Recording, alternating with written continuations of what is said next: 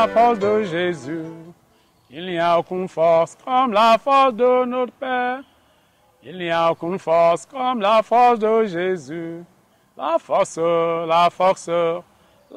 au-dessus de toutes les forces. Prions.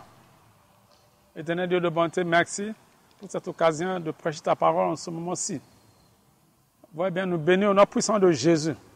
Bénis-moi qui énonce ta parole, bénis tes enfants, dispersés dans le monde entier qui écoutent ta parole. Au nom puissant de Jésus, j'ai prié. Amen. Bien-aimés dans le Seigneur, l'intitulé de cette prédication, c'est Jésus-Christ, le bon berger. Jésus-Christ, le bon berger.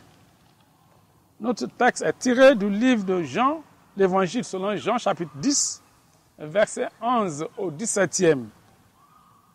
Je suis le bon berger.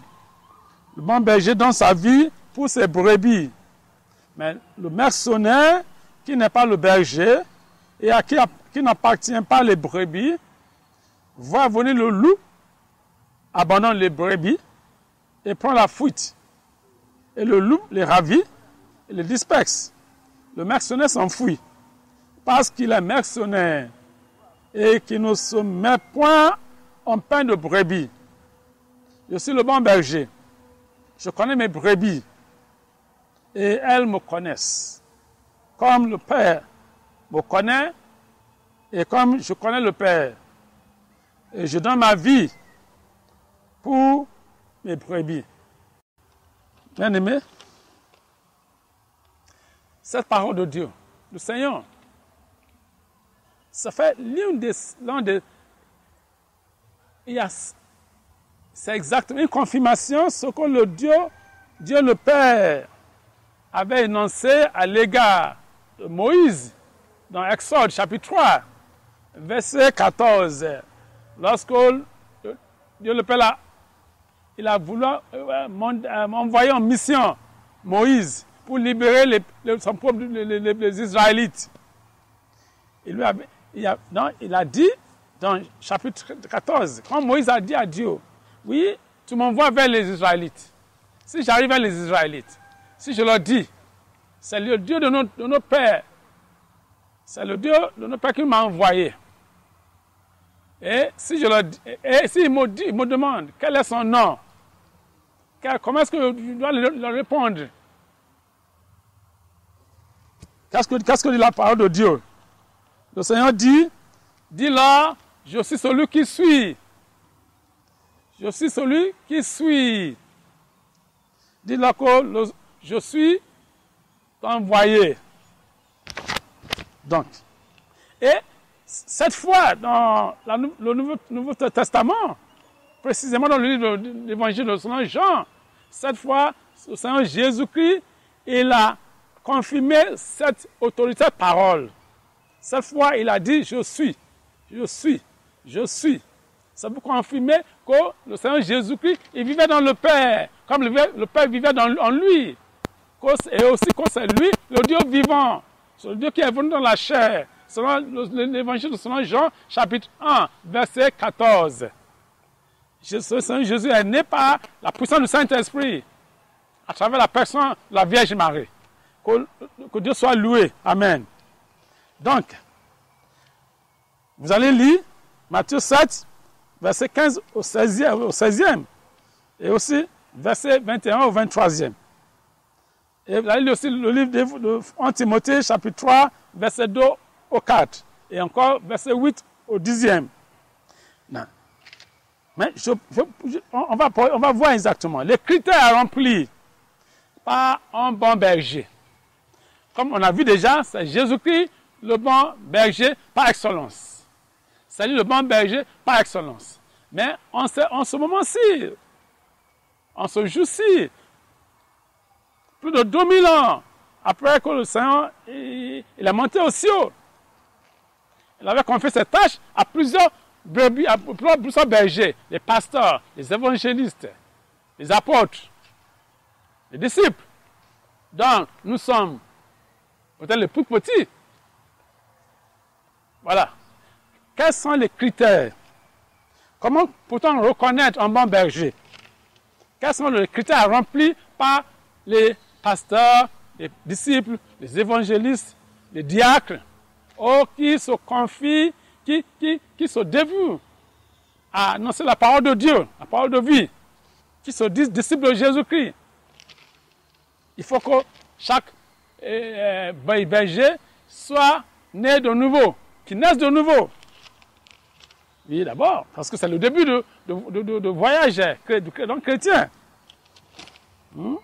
Et chaque pasteur doit non seulement apprendre, il doit avoir atteint un niveau de maîtrise totale de la parole. Il doit maîtriser la parole. Parce que sans avoir maîtrisé la parole, aucun pasteur ne peut enseigner le peuple. Et ça, il doit aussi devenir disciple. Et renoncer absolument au péché. L'importance de la parole de Dieu, on sait. Vous lisez le livre de Josué, chapitre 1, verset 8.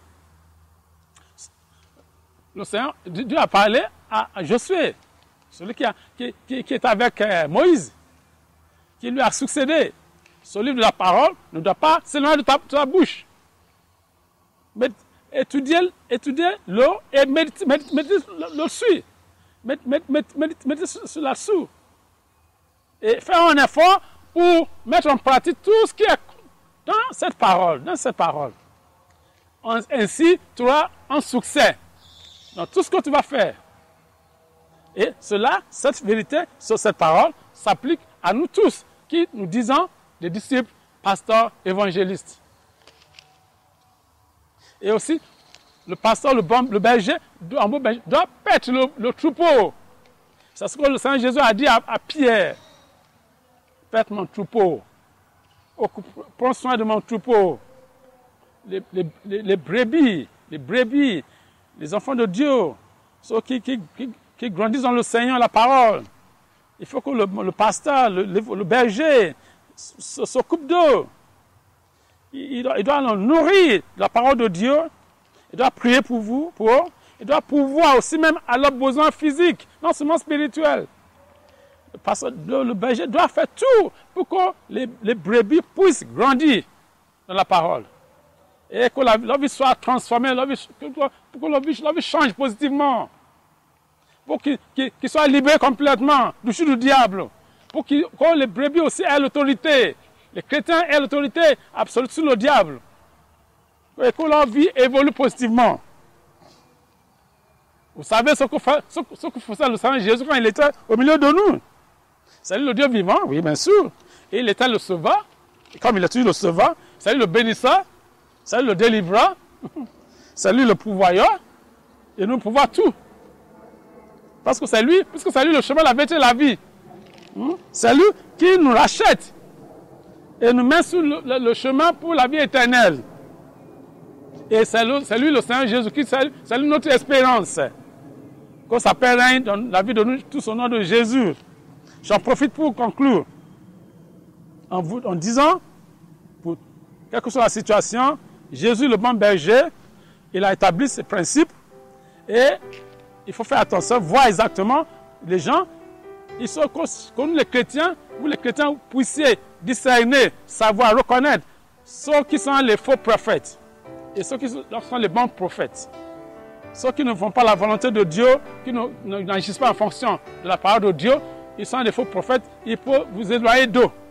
Ceux qui font la volonté de Dieu, qui font exactement ce que prescrit le Seigneur Jésus, c'est eux le bon pasteur, le bon berger. Que Dieu soit avec vous. Vous qui n'avez pas connu le Seigneur Jésus-Christ, vous qui êtes encore dans le péché, je fais un appel à naître de nouveau. Comment est-ce que vous pouvez naître de nouveau? C'est simple. Vous allez répéter les mots après moi. Seigneur Jésus, merci pour cette parole que j'ai entendue tout à l'heure. Je te reconnais, je te confesse comme mon sauveur et mon Seigneur. Aie pitié de moi, pardonne-moi mes péchés. Efface mes péchés par ton sang qui a coulé sur la croix. Purifie ma vie. Écris mon nom dans le livre de vie. Je suis né de nouveau, je suis enfant de Dieu. Merci Seigneur. Au nom de Jésus. Je termine par prier pour tous les pays du monde entier, sur tous les pays francophones. Que la paix du Seigneur règne dans vos pays en ce début de l'année 2015.